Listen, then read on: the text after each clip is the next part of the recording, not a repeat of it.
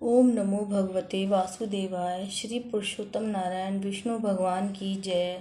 जय जय श्री राधे। 29वां अध्याय। पुरुषोत्तम मास महात्म्यम। पुण्यशील सुशील बोले, हे विभो, गोलोक को चलो, यहाँ देरी क्यों करते हो? तुमको पुरुषोत्तम भगवान का सामीप्य मिला है। करदय बोला, मेरे बहुत कर्म अनेक प्रकार से भोगने योग्य हैं, परंतु हमारा उद्धार कैसे हुआ जिससे गोलोक को प्राप्त हुआ? जितनी वर्षा की धाराएं हैं, जितने तृण हैं, पृथ्वी की धूलि के कण हैं, आकाश में जितनी ताराएं हैं, उतने मेरे पाप हैं। मैंने ये सुंदर तथा मनोहर शरीर कैसे प्राप्त किया? हे हरि, भगवान के प्रिय, इसी अति उग्र कारण को मुझसे कहिए। श्री नारायण बोले, करदे के इस प्रकार वाणी को श्रवण कर हरि के दूतों ने कहा। हरि दूत बोले, अहो, आश्चर्य है कि हे देव, आपने इस पद की प्राप्ति का कारण महान साधन कैसे नहीं जाना? हे प्रभु, सब में उत्तमोत्तम विष्णु का प्रिय महान पुण्य फल को देने वाला पुरुषोत्तम मास नाम से प्रसिद्ध मास को क्यों नहीं जाना? उस पुरुषोत्तम मास में देवताओं से भी न होने वाला तप तुमने किया। हे महाराज, वन में वानर शरीर से अज्ञान में जो तप हुआ, मुख रोग के कारण अज्ञान में अनाहार व्रत हुआ, और बंदर की चंचलतावश वृक्ष से फलों को तोड़कर पृथ्वी पर फेंका, उन फलों से दूसरे मनुष्य तृप्त हुए, अंतकरण में विशेष दुख होने वाले से पानी भी नहीं पान किया। इस तरह पुरुषोत्तम मास में अज्ञानवश तुमसे तीव्र तप हो गया। अनग फलों को फेंकने से परोपकार भी हो गया। वन में घूमते घूमते शीत वायु घाम को सहन किया, और श्रेष्ठ तीर्थ में सुंदर महातीर्थ में 5 दिन गोता लगाया, जिससे श्री पुरुषोत्तम मास में तुमको स्नान का पुण्य प्राप्त हो गया। इस प्रकार तुम्हारे रोगी के अज्ञान से उत्तम तप हो गया, सो यह सब सफल हुआ। तुमने इस समय अनुभव किया, जब बिना समझे पुरुषोत्तम मास के सेवन हो जाने से तुमको यह फल मिला है, तो मनुष्य इस पुरुषोत्तम मास के उत्तम महात्म्य को जानकर श्री श्रद्धा से विधि पूर्वक कर्म करे तो उसका क्या कहना? तुमने अपना जो अर्थ साधन किया है, वैसा करने को कौन समर्थ है? पुरुषोत्तम भगवान को और भी कोई वस्तु प्रीति को देने वाली नहीं है। इस भरतखंड में अति दुर्लभ मनुष्य योनि में जन्म लेकर जो पुरुषोत्तम भगवान की सेवा करते हैं, जिस पुरुषोत्तम मास में एक भी उपवास के करने से मनुष्य पाप पुंज से छूट जाता है, वहाँ तुमने महीनों उपवास किया। इस उग्र तपस्या का फल कहाँ जाएगा? इस मास के समान वे प्राणी धन्य हैं और कृतकृत्य हैं। वे सदा भाग्यवान पुण्य कर्म को करने वाले पवित्र हैं, और उनका जन्म सफल है। जिनका सब में उत्तम पुरुषोत्तम मास स्नान दान जब से व्यतीत हुआ है। श्री पुरुषोत्तम मास में दान, पितृ कार्य, अनेक प्रकार के तप, यह सब अन्य मास की अपेक्षा कोटि गुण अधिक फल देने वाले हैं। जो पुरुषोत्तम मास के आने पर स्नान दान से रहित रहता है, उस नास्तिक पापी शठ धर्म ध्वज खल को धिक्कार है। श्री नारायण बोले, पुण्यशील सुशील से वर्णित अपने अहष्ट को सुनकर चकित होता हुआ करदय प्रसन्न हो रोमांचित हो गया। तीर्थ के देवताओं को नमस्कार कर बाद में कालंजार पर्वत को नमस्कार किया, और वन के देवताओं को तथा गुलम लता वृक्ष को नमस्कार किया। बाद में विनय से युक्त हो विमान की प्रदक्षिणा कर मेघ के समान श्याम वर्ण सुंदर पीताम्बर को धारण कर वह करदय विमान पर सवार हो गया। संपूर्ण देवताओं के देखते हुए गंधर्व आदि से स्तुत और किन्नर आदि को बार बार बाजा बजाए जाने पर इंद्र आदि देवताओं ने प्रसन्न होकर मंद पुष्प वृष्टि को करते हुए उसका आदर पूर्वक पूजन किया। फिर आनंद से युक्त योगियों को दुर्लभ गोपियों गोओं से सेवित रास मंडल से शोभित गोलोक को गया। जरा मृत्यु रहित जिस गोलोक में जाकर प्राणी शोक का भागी नहीं होता है, उस गोलोक में यह चित्र शर्मा पुरुषोत्तम मास के सेवन से गया।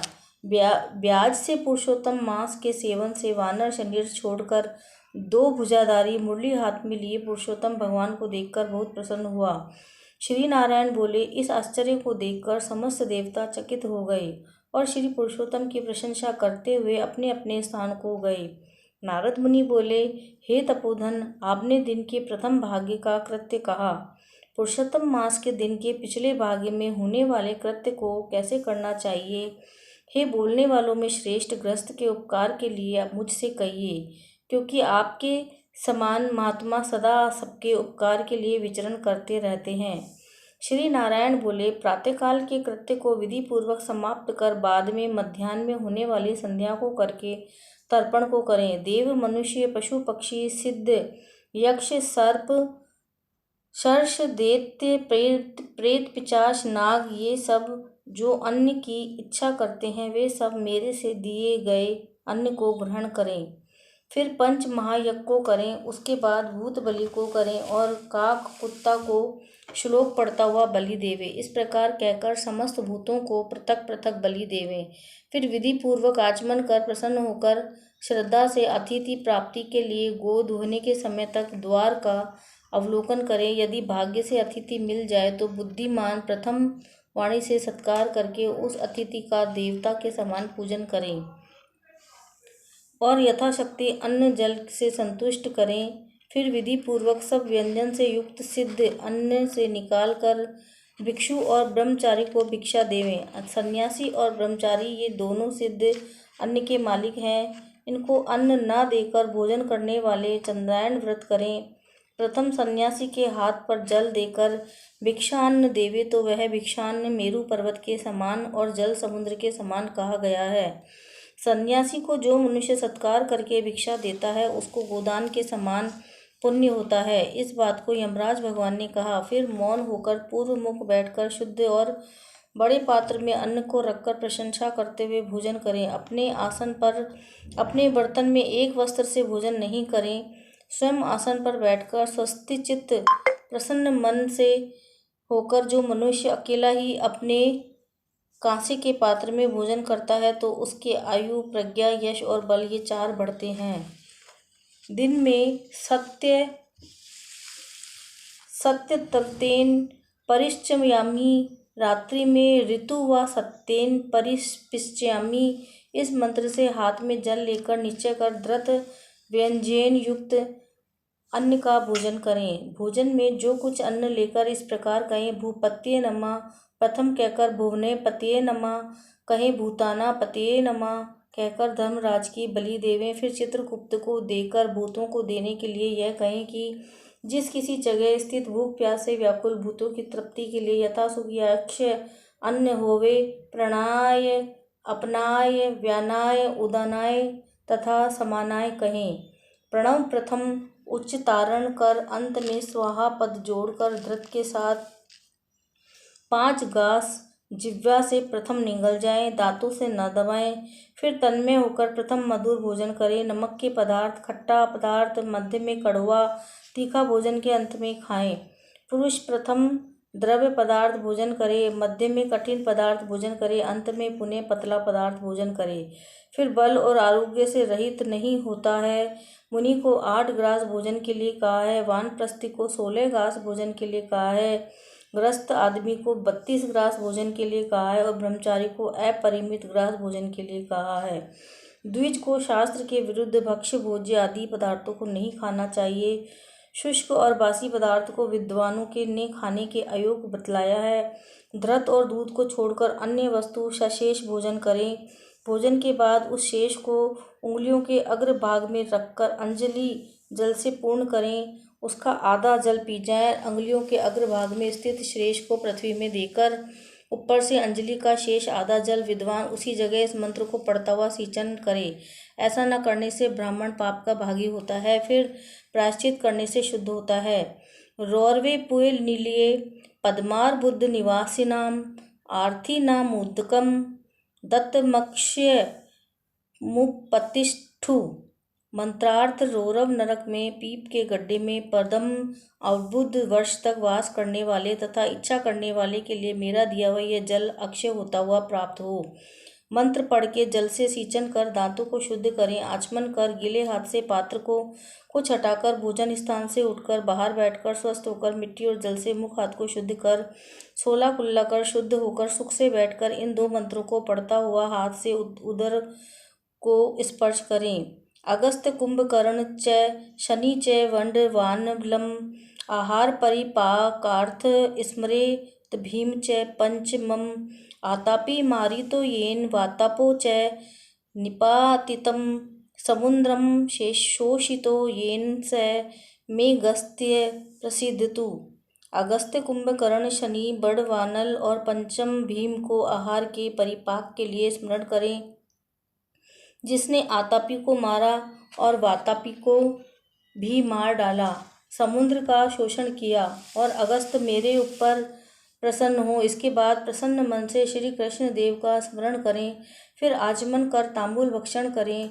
भोजन करके बैठकर पर ब्रह्म श्री कृष्ण का उत्तम मार्ग से अवरोधी उत्तम शास्त्रों के विनोद से विचार करें।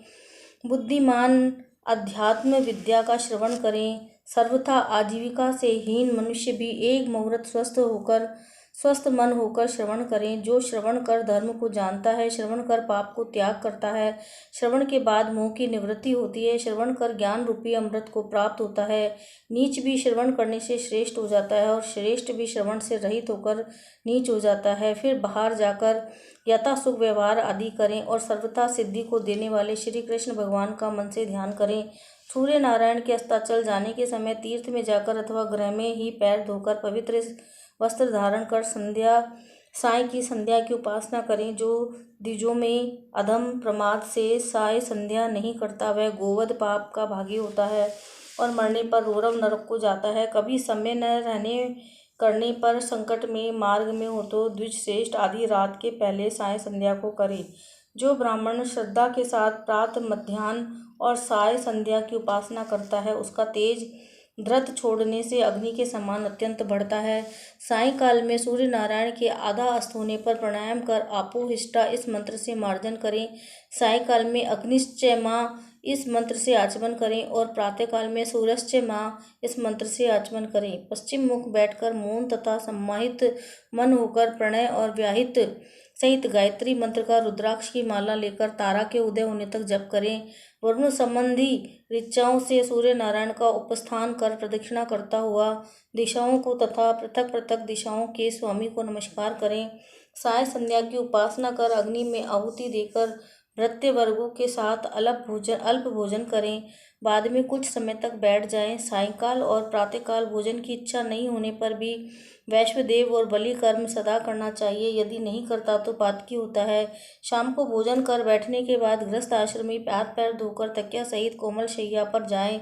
अपने गृह में पूर्व की ओर सिर करके शयन करें। ससुर के गृह में दक्षिण की ओर सिर करके शयन करें। परदेश में पश्चिम की ओर सिर करके शयन करें, परंतु उत्तर की ओर सिर करके कभी शयन नहीं करें। रात्रि सूक्त का जप करें और सुखशायी देवताओं का स्मरण कर अविनाशी विष्णु भगवान को नमस्कार कर स्वस्चित होकर रात्रि में शयन करें। अगस्त, माधव, महाबली, मुचकुंद, कपिल, आस्तिक मुनि ये 5 सुखशायी कहे गए हैं। मांगलिक जल से पूर्ण घट को सिर के पास रखकर वैदिक और गरुड़ मंत्रों से रक्षा करके शयन करें। ऋतुकाल में स्त्री के पास जाएं और सदा अपनी स्त्री से प्रेम करें। व्रती रति की कामना से पर्व को छोड़कर अपनी स्त्री के पास जाए। प्रदोष और प्रदोष के पिछले पहर में वेद अभ्यास करके समय व्यतीत करें। फिर 2 पैर शयन करने वाला ब्रह्म तुल्य होने के योग होता है। यह सब प्रतिदिन के समस्त कृत्य समुदाय को कहा है। गृहस्थाश्रमी भलीभांति इसको करे और यही गृहस्थाश्रम का लक्षण है। अहिंसा, सत्य वचन, समस्त प्राणी पर दया, शांति, यथाशक्ति दान करना गृहस्थाश्रम का धर्म है। पर स्त्री से भोग नहीं करना, अपनी धर्म पत्नी की रक्षा करना, बिना दी हुई वस्तु को नहीं लेना, शहद मांस को नहीं खाना, यह 5 प्रकार का धर्म बहुत ही शाखा वाला, सुख देने वाला है।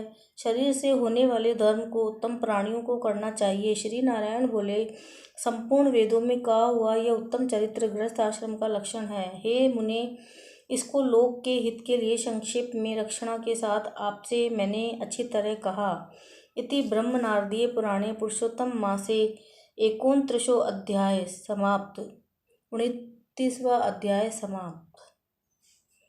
श्री कृष्ण गोविंद हरे मुरारी, हे नाथ नारायण वासुदेवा। श्री कृष्ण गोविंद हरे मुरारी, हे नाथ नारायण वासुदेवा, हे नाथ नारायण वासुदेवा, हे नाथ नारायण वासुदेवा। जय जय श्री राधे।